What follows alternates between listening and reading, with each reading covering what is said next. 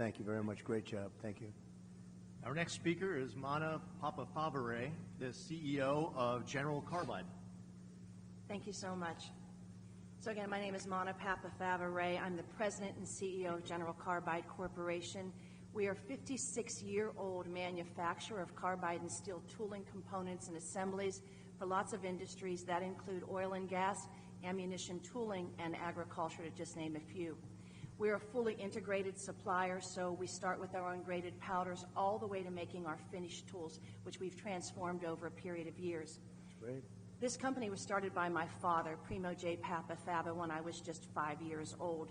He was the son of Italian immigrant parents.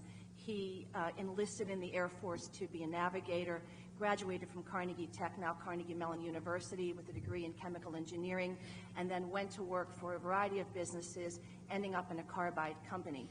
He worked his way up, and eventually he started his own business. When he started the business, I was just 5 years old. So I'm very proud of our history.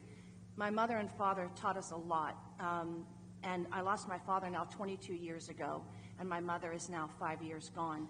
But they taught me about hard work, integrity, and responsibility, as well as respect, charity, and compassion. I'm not as hardworking as any one of these farmers here, I can tell you that, but I do work hard.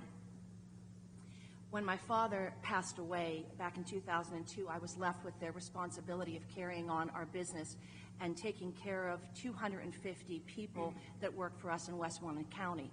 But by the time that COVID arrived, we had grown to 350 people with 3 different businesses in 4 states, Pennsylvania, Massachusetts, Michigan, and Hawaii.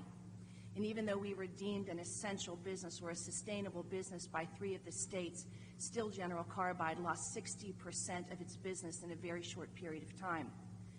Unlike a lot of other companies that kind of rolled into the corner and waited it out, that is simply not our style. In fact, one of our core values is growth. And so we went to our sales team, we told them to look for opportunities, even in light of a very difficult time that we were having. And so one of our market segment managers, his name is Eric Butts, he is also a farmer. So he owns his own farm and he is working for us as a sales manager. He started to look for components in the farming industry made out of carbide, and he found that it was quite a large industry. But the overwhelming amount of these tools are sourced and here by China. But he thought maybe we would have an opportunity by employing kind of American ingenuity and doing some things on our own. So we started to move into the industry. We've been working hard for 4 years on our different agricultural parts with some success, but not as much as we would have hoped due to the cost structure and this competitive landscape with China. As an example, we worked with a potential customer for prototypes for components that go on high-speed planting machines. We made the prototypes, we put them into the field and tested them, and they tested perfectly. But then the customer came back to us and said that even though our cost structure was in line with the domestic producer, we couldn't come close to the prices that they were getting from China, and so they would continue to purchase offshore. That's why you need tariffs. This is a loss of $500,000 for just that one part, and there are so many different kinds of parts that we have out there. For sure. We're currently working on components for several aspects of agricultural the market, including ground prep, seeding, and harvesting. And we've had some success. We're using better grades of carbide. That also costs more.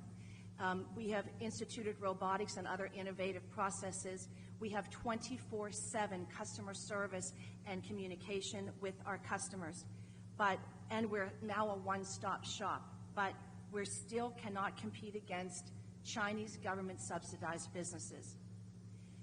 Additionally, the purchasing agents are not incentivized to buy on a value proposition. They're incentivized to buy the cheapest parts out there, and those parts are coming from China. So I believe we really need to do 3 things. 1, I think we need to incentivize our machine manufacturers and our farmers to purchase American machines with American-made components.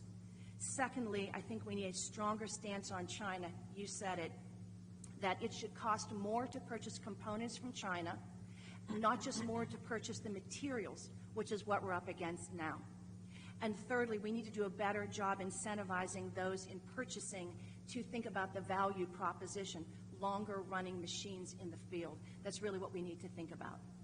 So to end, I believe in the strength of this nation, Mr. President, but I also believe that you and only you are going to be able to bring back our independence Amen. and prosperity. And the last thing that I want to say is, I agree. That's why you need tariffs. This is a perfect example. They undercut you, drive you out of business, and then they're going to put the price at double and triple. It's no different. It's been that way for hundreds of years. That's what they did with oil. Rockefeller would open up a station on every corner, and it'd have you'd have a gas station. Then he'd open up 3, and it'd cut the price so low, and everybody thought, oh, wow, what a great bargain.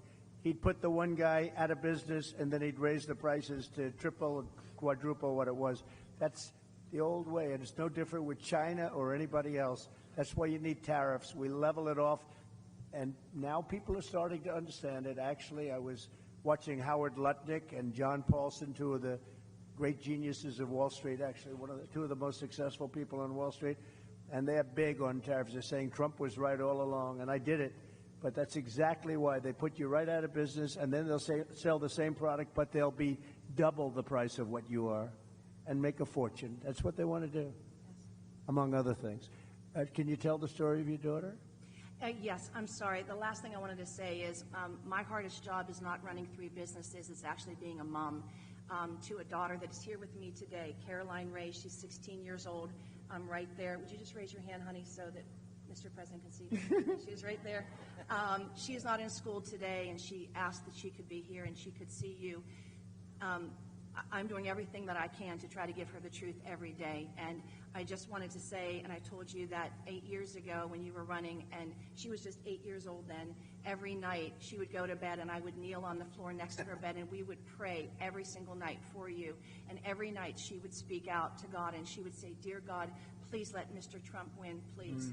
And the night of the election, of course, she had to go to bed early because she was in school. But at 2 o'clock in the morning, when we finally knew that you had won, I went into her bedroom. I scooped her up out of her sound sleep, and I was literally tears pouring down. And I said, "Baby, Mr. Trump won, baby. He won, he won." And she said, "Thank you, God. Thank you, God." And so she is here with us today. And I just wanted to let you know that we are still praying for you. Thank you very much. Well, it's almost more important today. When you add the border where we have millions of people coming in and from prisons and from mental institutions and terrorists and traffickers, human traffickers, drug traffickers, I believe it's more important today. We had a bad border then, and I fixed it, totally fixed it. In fact, it wasn't even a subject at the next election, but we totally fixed it. And but that border was nothing compared to what's happened now. This border is so bad and so dangerous for our country. I think it's more important today. I think it's going to be the most important election in the history of our country. Thank you very much, and thank you, beautiful daughter. Thank you very much. Very nice story. Thank you. Beth Leeper is a small business